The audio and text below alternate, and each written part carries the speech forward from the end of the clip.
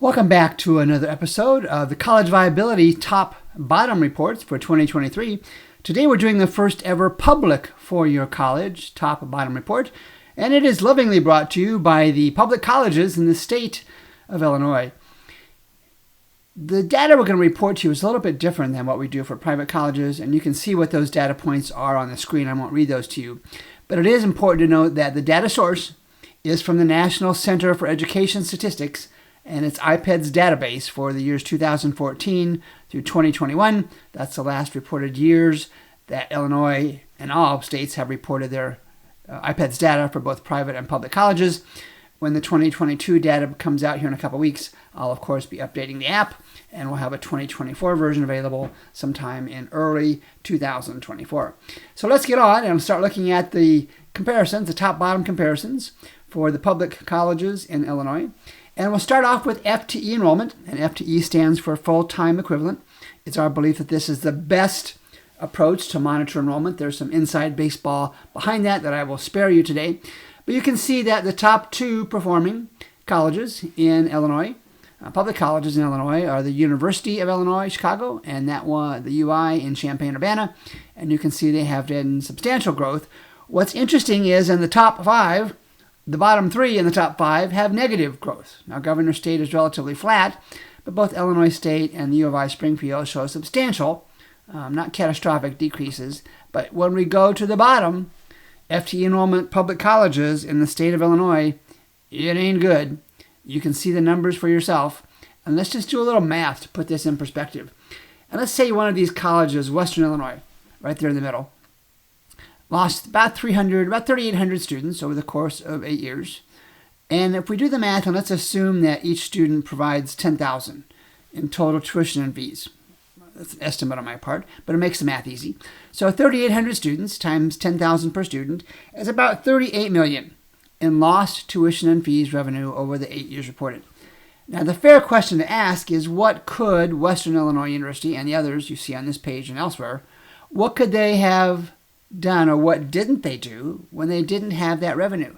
None of these colleges are going to close, ever, but all, in particular, Northern Illinois recently, have announced cutbacks for faculty, staff, programs, majors, and whatnot. That's going to happen, and that's going to happen a lot.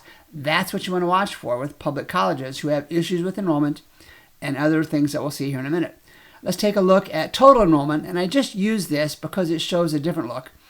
And total enrollment counts every student enrolled. Whether that student is taking 3 credits or 15 or 18 credits, they're counted the same. Whether FTE, that full-time equivalent that I shared previously, is a better reflection. It has to do with college credits divided by the number of students. It's just a better reflection. But you can see the same kind of pattern here. And I'll let you look at the data on your own. Note that we always provide conditional formatting. Green is good, red not so much. And there's a yellow indicator not shown on the screen that says, it's okay. So there's the top for total enrollment. Again, we look at the bottom, the same kind of pattern. It's just different numbers because it's a different way of counting. And as we move on, let's take a look at four-year graduation rates. And I have historically harped on this. I will continue to harp on this. This is the hidden tragedy in American public and private colleges, and way too many have graduation rates, four-year undergraduate graduation rates, below 50%. And you can see that here in Illinois, public colleges, only one is above that. The University of Illinois Urbana-Champaign, generally recognized as one of the top public colleges in the country, and it's reflected in the graduation rates. Now, the top 5 in Illinois only really has top 1 in my mind, but let's take a look at the bottom. So these are the bottom 5 four-year graduation, four-year undergraduate graduation rates. And let's pick on Southern Illinois University Edwardsville. Over the last 8 years, they haven't even averaged right around 30%, maybe a smidge below that. So for every 100 students who started at Southern Illinois University, say in 2018, 30 graduated within 4 years. That's not even a coin toss college. You can flip a coin and sometimes get better odds than going to Southern Illinois University Edwardsville and graduating in 4 years. And Governor State, Chicago State, Northeastern Illinois, they're not going to close, but what are they doing? Is it a function of systems and processes? Almost certainly.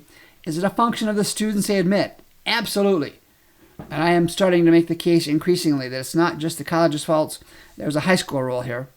But colleges are admitting students to gain the revenue, not to provide the degrees in too many cases. And they're leaving students with varying degrees of college debt and no degree because they're accepting students who just can't cut it for all sorts of reasons. And let's move on. Let's take a look at percent admitted. And I just used this one, and I'm not sure I'll continue to use it, to show the difference between ridiculously high percent admitted rates. For example, Southern Illinois University, Edwardsville, I'll continue to pick on them. In 2021, admitted 98% of the students who applied. I'm guessing maybe their informal motto is have breath, have heartbeat, will enroll. What percentage of that 98 out of 100 had no business being at any college? Southern Illinois University, Edwardsville, or any other. And Carbondale and Illinois State, similar kind of numbers. I educated speculation on my part, but a lot of that enrollment is based on the need for revenue, not on any reasonable expectation that a significant percentage of those students will graduate. And let's just take a 25%. Let's go to the bottom list first. Let's take a look at the bottom list, and I'm going to pick on somebody here. So the percent admitted for the bottom list, you can see a little bit lower. It is important to note that some colleges like really low acceptance rates. They're called restrictive colleges, or some call them selective. That's not really the case here in Illinois because the restrictive ones admit 5-10% of the students out of the tens of thousands that apply. We're talking Harvard, Yale, Michigan, places like that. So 60% for the University of Illinois Champaign is probably a pretty decent number, reflecting on the type of students that they want and the type of students that apply there. Let's move on to retention.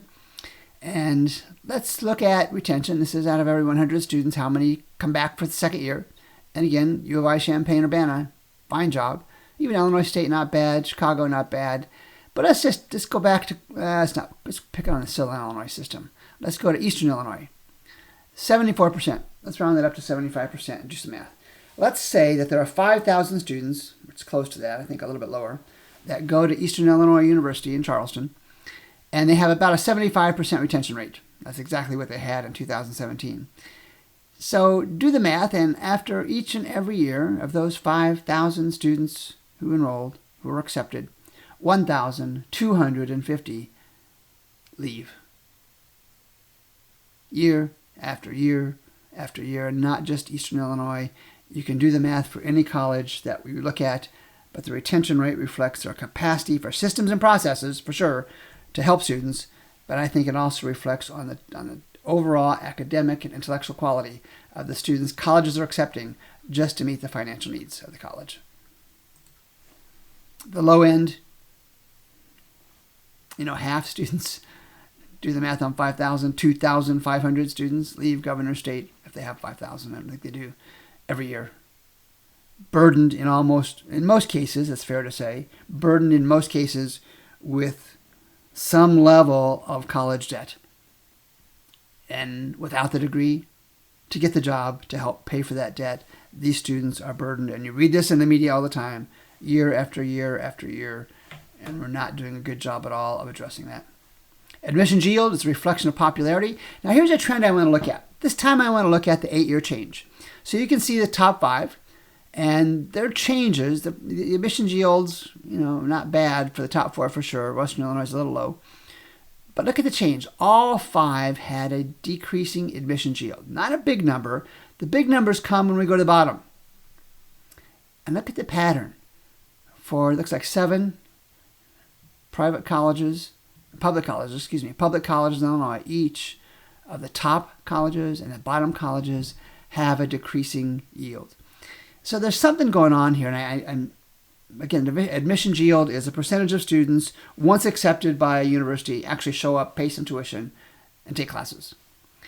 But I have to wonder, seeing this trend in the public colleges in the state of Illinois, if there's a system to track students who don't enroll anywhere. If Northern Illinois accepted me, and I went to Eastern Illinois gets a bump because I went there. But if I didn't go to either Northern or Eastern Illinois or any college, is there a system to track students who don't enroll anywhere? Because my speculation, based on my experience, based on my research, suggests that a large component of that decreasing admissions yield is from students who just say, hey, I'm not doing college at all. And we see that in the media. This might be an indication that that's accurate. And then finally, I did add one other enrollment tracking comparison, top and bottom. And this is total entering, first year entering undergraduates. Again, we're going to see the same pattern. Eastern Illinois jumps to the top of this list. These are essentially freshmen each year, and you can see the numbers on yourself. Illinois Springfield down a fair amount, the percentage in particular. Illinois State down a fair amount based on the percentages.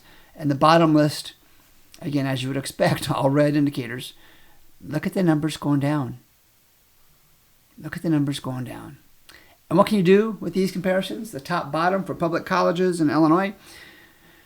There is but one dominant, successful public college in my mind in Illinois.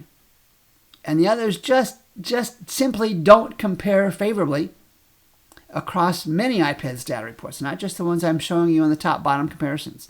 So as a student or a parent, I encourage you to focus on the single stronger public colleges in Illinois. Those colleges that are consistently in the bottom lists in our top bottom reports should only be considered, in my mind, with aggressive questioning. Why is your enrollment decreasing? Why is your graduation rate so low? Why is your retention rate so low? Why is your percent admitted so high? Isn't that bringing in a level of student that I don't want to be with? And, the old Latin phrase, caveat emptor, let the buyer beware, that's what applies here. I can make a reasonable argument that a college with a bad history of data, like we've just talked about, is equal to a bad future. Maybe not in every single instance, but in most. If you have questions about this report for Illinois public colleges, or if you want to suggest a public or private college comparison, top-bottom comparison for a given state, drop me a note at Gary@College Viability. That's one word, Gary@collegeviability.com. I'll add it to the list and make sure we get your top-bottom report done in the coming days, weeks, and months. Until then, Gary Stocker with College Viability.